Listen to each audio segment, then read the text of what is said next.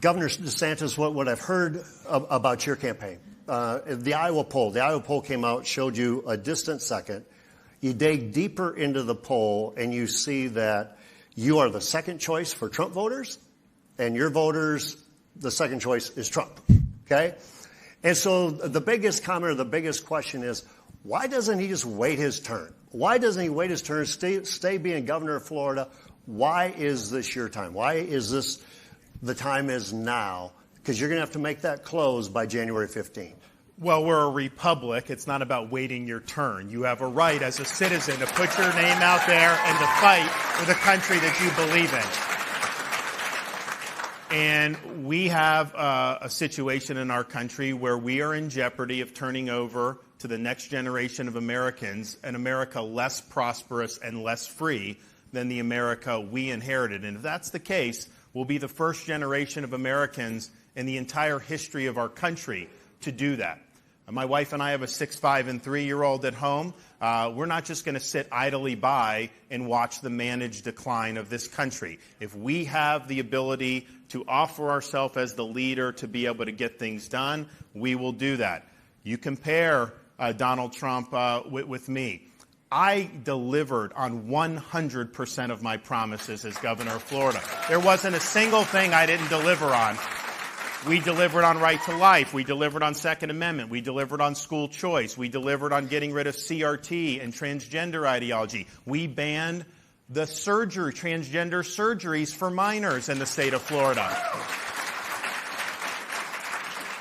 We have a crime rate at a 50-year low because we've done things like authorize the death penalty for pedophiles. So on issue after issue, I have delivered on these principles in a way, quite frankly, if you look at Donald Trump's campaign in 2016 and then compare his rhetoric now, he's campaigning on the things he promised to do in 2016 and didn't deliver. He said he would build a wall and have Mexico pay for it. That did not happen. We would not have 8 million people that Biden would have been able to let in if we had a wall that had been built. He said he was going to drain the swamp. The swamp is worse than ever. We have weaponized federal agencies, and they are running amok.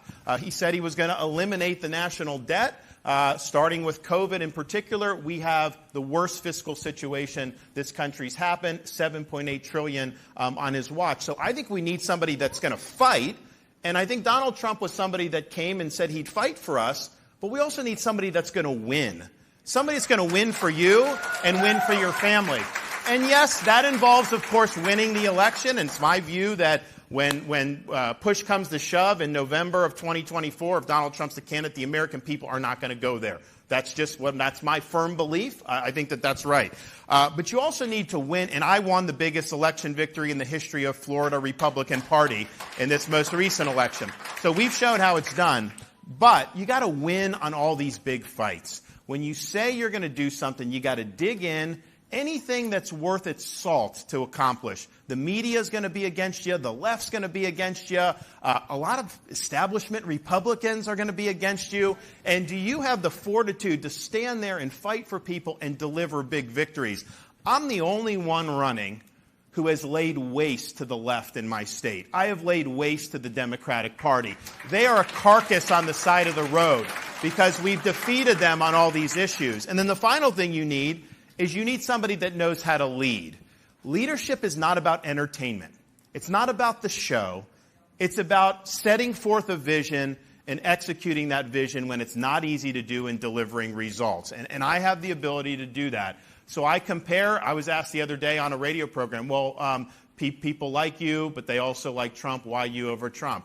I'm more likely to get elected. He would be a lame duck on day one. I would serve 2 terms as president. We need a 2-term president. He would not be able to recruit enough good personnel to serve in his administration, which you need. You can't do it alone. As the president, you can make the vision and make the decisions. You need a cadre of good people who are going to be there and turn the screws on this bureaucracy. Otherwise, we're never going to get it done. And I'll be an executive that's not distracted. I'm not going to be focused on any of my issues. My wife and I will raise our kids in the White House. I can tell you with 6, 5, and 3, the only thing they're going to be bringing back to the White House is homework, not cocaine. Don't worry about that. So I'm going to be focused on your issues.